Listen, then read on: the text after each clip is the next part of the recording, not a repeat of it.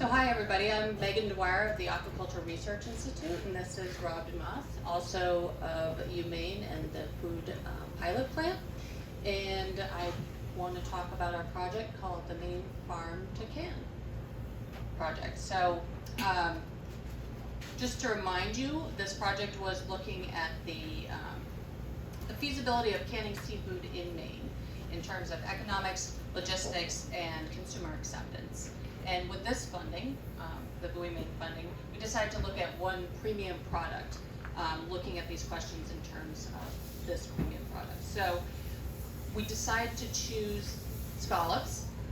There are canned scallops out there on the market, but they are all from Spain. They run from $7 to $22 a can.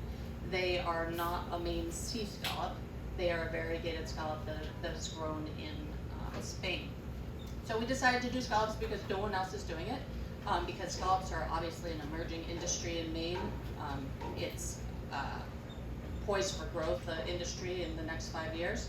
And then we think the data on logistics, at least, that we get out of this is very transferable to other shellfish as well as other seafood. So basically we're also trying to model a product based on the craft beer industry, which seems to be a theme here and appropriate. So we're going for small batch, seasonal, and we also want a very collaborative product.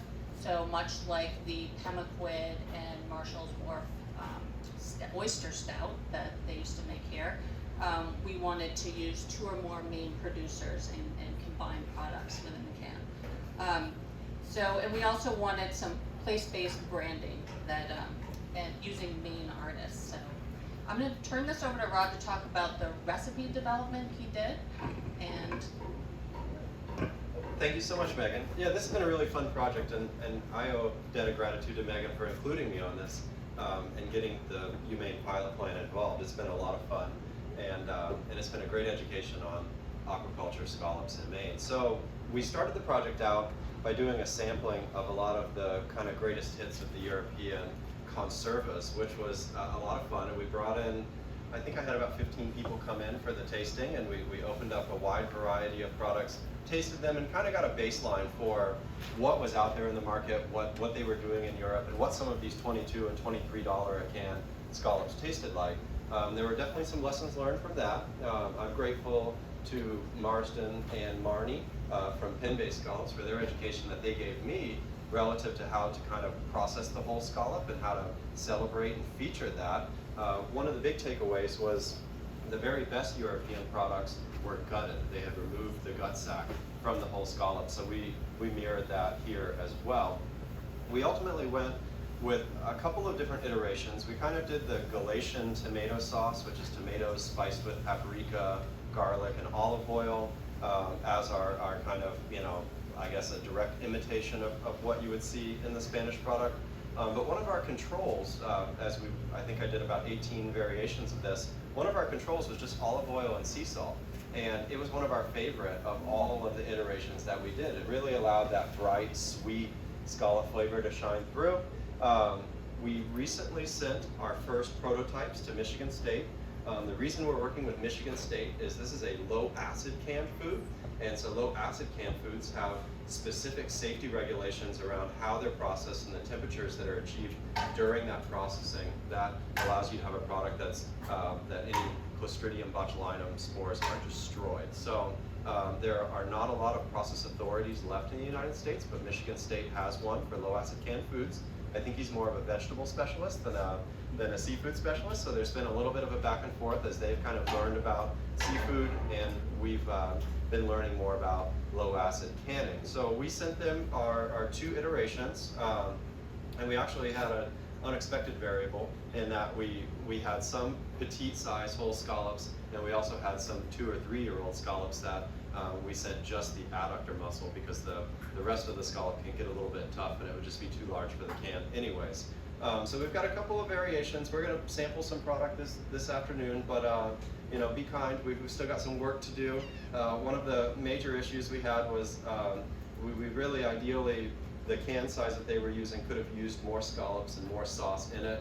So I think during shipping, the scallops kind of got beat up a little bit in the can. But you know, it's a prototype, it's a work in progress, and we're excited that we've got something to show today. It was a Hail Mary effort for sure to get it here. So there was a can shortage working against us, all kinds of things. So it's been a challenge. But yeah, we're excited to talk to you, and happy to answer any questions about the pilot plant at UMaine as well.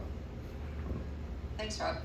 And I think as Rob intimated, so some of the lessons learned were that there are no co-packers on the East Coast that are really willing to do runs of this size. So if you want to develop a recipe and pack it and not be doing, you know, bumblebee tuna size packing, there's nobody on the East Coast. So you're going to have to look to the West Coast or Michigan State. And so one of the lessons we learned is that having a food pilot plant and the packing facility together would have been really useful, because there's a lot lost in translation when you're sending things through the mail. And as well as shipping costs. The shipping costs to just get this to Michigan were extremely high. But we did develop an understanding of the process through this back and forth and continue to do so. The second lesson is also that having a process authority on site is really valuable, because that person is doing the thermal, or producing the thermal data that the FDA needs to approve this product. The third lesson learned was cans. There's a shortage of cans out there, who knew? But the other thing is that each can, even if you're using a Silgan can or a can from another company, each one has a proprietary base plate. So if you're gonna just switch cans, even though they both might be 3.5 ounces, you need to remake a base plate for the canner each time. So that was something we learned. Also, we learned that there's very little innovation in the canning process since the 1800s. It's basically the same process that's existed forever. So we think there's a lot of room for innovation there, particularly looking at shellfish, using not lower heat, but less time in the retort. So I think that's an area that's really open. And then the last thing is, I actually learned this in talking to Gulf of Maine Conservice, who's Kepper Connell, who's out of Buoy, New Hampshire.